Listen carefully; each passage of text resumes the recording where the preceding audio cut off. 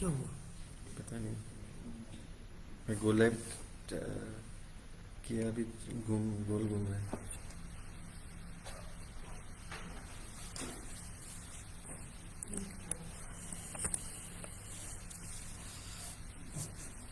Good afternoon to all. Thank you all of you for joining us this afternoon and taking some time out to learn a little bit about gallbladder cancer. My name is Dr. Vinay Samuel Gaikwad. I'm the Associate Director and Head of Surgical Oncology at Paras Hospital in Gurgaon. As you all are very much aware, the coronavirus is what we're all talking about. It's in the news, and it is becoming more and more prevalent and rampant, even throughout the world, in most countries, as well as in Delhi NCR and in Gurgaon as well. So there are many questions coming up now regarding cancer in general, and today we'll spend some time discussing gallbladder cancer specifically, with its relevance both in the general sense as well as during this pandemic. Now, diving straight into the topic, most of us know what the gallbladder is. We call it Pitt ki theli in Hindi, and it is the organ that is very close to the liver, which stores bile. Now, bile is a juice that is produced by the liver for digestion, which then goes into the intestine and mixes with the food that we eat to enable the proper digestion. Now, usually we hear about the gallbladder when we have gallstones. So that is when the gallbladder does not function properly and stones form within the gallbladder, and that is one of the most commonly performed operations in the world, which is laparoscopic cholecystectomy, which is essentially done to remove the gallbladder, and usually the problem of gallstones is solved. But what we're going to discuss today is a completely different entity, although there is some link, but it's a completely different entity called gallbladder cancer. Now, for those of you who do not know, gallbladder cancer is basically, the cancer by definition is when cells within the body multiply at an uncontrolled and in a bizarre fashion. So most cancers can, we can never find out the cause of the cancer, but sometimes we are able to find the cause of the cancers, and this topic of gallbladder cancer is extremely relevant to us, especially in North India, because North India perhaps has the highest incidence of gallbladder cancer in the world. So the ICMR statistics report about 9 women in 1 lakh women. That means 1 lakh population. If you look at 1 lakh population, random population, 9 women in North India will be suffering from gallbladder cancer. We're not talking about gallbladder stones, gallbladder cancer. Now, since it is such a common disease, we see it in our day-to-day practice, any surgical oncologist, and since I deal with exclusively gastrointestinal malignancies, I see a lot of gallbladder cancers coming in, and it is important to know that out of 10 patients who come to see an oncologist, 8 of them are beyond the stage of cure. That means we cannot cure them, we can probably control the disease, and sometimes we are even not in a position to control the disease, and we just ask the patient or give the patient what is called best supportive care. We treat the symptoms and not the cancer. But so basically what that means is that it is a very, very aggressive disease, a very disease that is difficult to manage and also difficult to detect. So how can we, now we come to the question is, how can we prevent gallbladder cancer? Is there something that we can do to prevent this disease? Now, the most important cause of gallbladder cancer are gallstones. So about 90% of patients who have gallbladder cancer have a history, or maybe even do not have a history, but when we look at the imaging or when we look at the scans, we find that yes, there were gallstones in the gallbladder. So these gallstones sitting for usually many years, they sit in the gallbladder and irritate the gallbladder, and due to this irritation, over time, some people can develop gallbladder cancer because of these gallstones. So does that mean that if we are detected with gallstones, we should always get the gallbladder removed? There is a school of thought that says yes, we should always remove gallstones because we never know what will happen in the future. But gallstones also can create many other problems like pancreatitis, pus that accumulates in the gallbladder, and many other problems like the bursting or perforation of the gallbladder. So these are the things that we would want to avoid even otherwise. So I would suggest that if a person, someone is detected with gallstones, I would suggest that as soon as is feasible, maybe not necessarily right now, but as soon as possible, I think a cholecystectomy should be planned to remove the gallstones, because if it's not removed, they can eventually lead to gallbladder cancer. Having said that, most patients with gallstones live out their whole life, even if the gallbladder is not removed, and do not develop gallbladder cancer. So the vast majority will not develop gallbladder cancer, but it is very difficult to predict which patients will develop this cancer. So it is something that we know. So we know things like gallbladder stones do cause gallbladder cancer.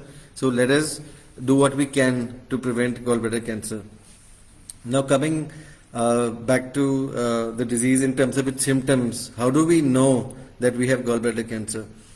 So some of the symptoms like a loss of appetite, a loss of weight, sometimes abdominal pain, and even jaundice, which means yellowing of the eyes and very deep yellow colored urine.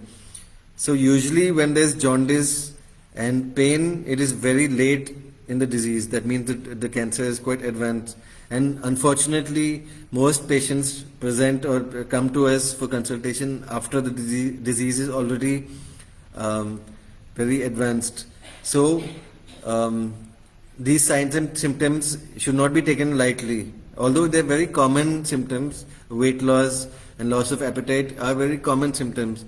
Abdominal pain is common, so we should not get paranoid and think that any abdominal pain is a gallbladder cancer, but we should get evaluated. An ultrasound should be done. You should go and show at least a physician or a surgeon so they can get an ultrasound done. Make sure that there's nothing wrong with your gallbladder.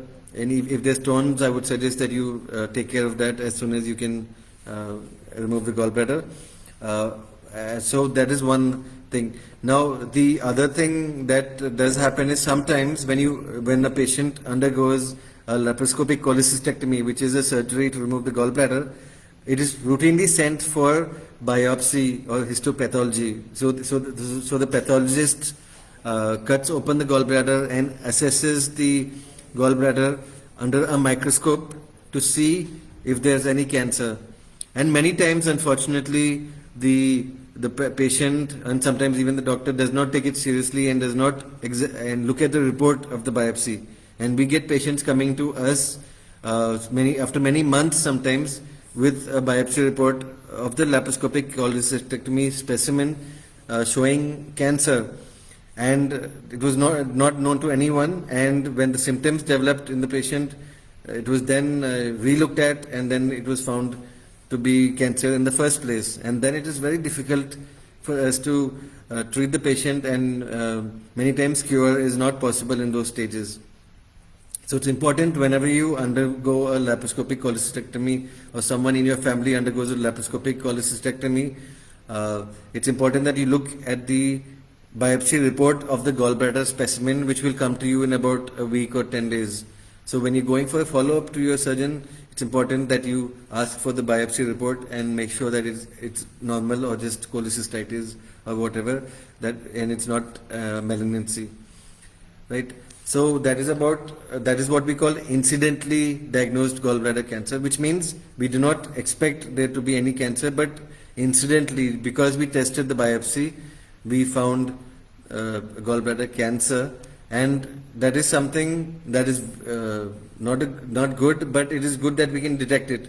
Now, sometimes if it is very early disease, stage 1 disease, sometimes we just put the patient on observation, and we do not ask for any, maybe we might get a PET scan for the whole body to make sure there's no disease left behind, and we do not offer any more treatment because it's not necessary. But sometimes in stage 2 or late stage 1 cancer as well, even if there's no cancer left in the body and on a PET scan, and we do another test called CA19-9, which is a tumor marker, which is a blood test. If these two tests are normal, still sometimes it is required to do another operation for cancer. Okay, so even if it is what we call T1B and above, right? So even if the gallbladder is removed, or if the cystic duct, which is a duct coming from the gallbladder, if that margin is positive, which means the cancer is still present in a microscopic level in your body, it is important that you go see a surgical oncologist to plan a revision radical surgery, which means you have to do another surgery for cancer, because the surgery that you have got is a surgery for stones. Also, if it is on the PET scan, it is still there in the gallbladder fossa, which means the part which is touching the liver, or a little bit is left either in the liver or in the nodes, but no other part of the body, then still this revision radical surgery should be advised and should be done for you. Why should it be done? Because even if there's nothing on the PET scan, there's still around 30% chance that the lymph nodes, which are glands around the liver and gallbladder, they could be affected by the cancer and not detected on the PET scan. So that means 1 in 3 people could be harboring cancer, and we have not detected it without the surgery. So that is why it is important that all patients of gallbladder cancer undergo a PET scan and undergo a surgery if required. Unfortunately, if the disease has spread to different parts of the body or different parts of the liver, then if the patient's condition is good enough, they will be suggested to undergo chemotherapy, which is to the vein, and operation will not be suggested, which means that there is no chance of a cure, but only the chance of controlling the disease as far as we can control it. So now, coming to the surgical part of things, the surgical part is something that we can do laparoscopically, which means with a keyhole surgery, if it is early disease, in which we remove 1.5 segments of the liver. So there are 8 segments in the liver, so we 1 to 8, so we remove what is called 4B and 5 segments of the liver, and we remove the cystic duct, the margin, we ensure that it's negative, which is a part of the gallbladder. We remove the lymph nodes around the liver, porta, and so on, the blood vessels that are going into the liver. And sometimes if there's jaundice, we also have to remove the bile duct completely. And even sometimes you might be suggested to remove the bile duct even if there is no jaundice, to ensure the complete lymph nodal clearance. Because we have one chance to do a good surgery to remove all the cancer completely, because if there is any cancer left behind after the operation, then the outcome or the result we get is not good. So we have to ensure that we get all the disease out of the body.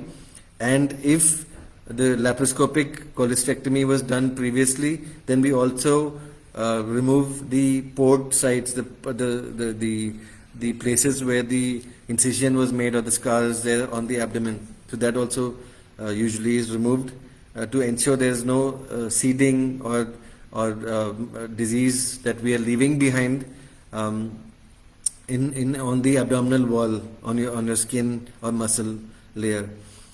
Now, after we removed all this disease in this operation called a radical cholecystectomy, which is very different from a laparoscopic simple cholecystectomy, this is a major surgery. It takes 2 or 3 hours sometimes. We have to ensure that the surgery is well done. After this, we send all of the tissue that we take out for re-examination by the pathologist for histopathology.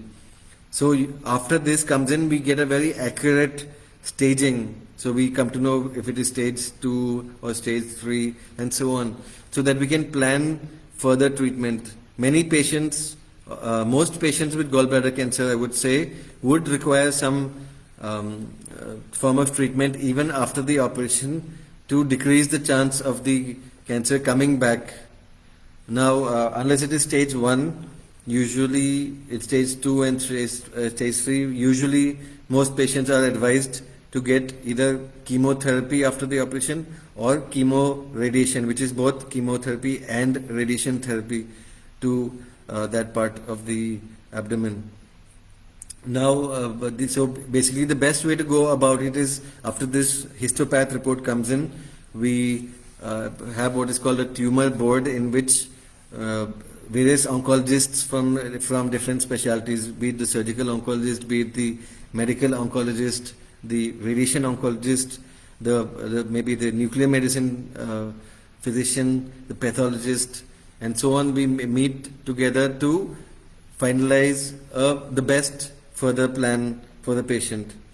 Now, if this means chemotherapy or chemoradiation, that will be advised, and accordingly the patient will have to come. Usually it is a daycare procedure. Patient comes in and then goes out the same day if everything is going smoothly. That is something. So we have discussed surgery, chemotherapy, and chemoradiation. Now, suppose like most cancers, so cancer does not wait. Time is a very important factor when you're dealing with cancer. So if somebody is diagnosed with cancer, I would suggest you get the treatment done as soon as possible, despite all the coronavirus that is going on, because the chances of contracting coronavirus in the hospital, most good hospitals are taking all the precautions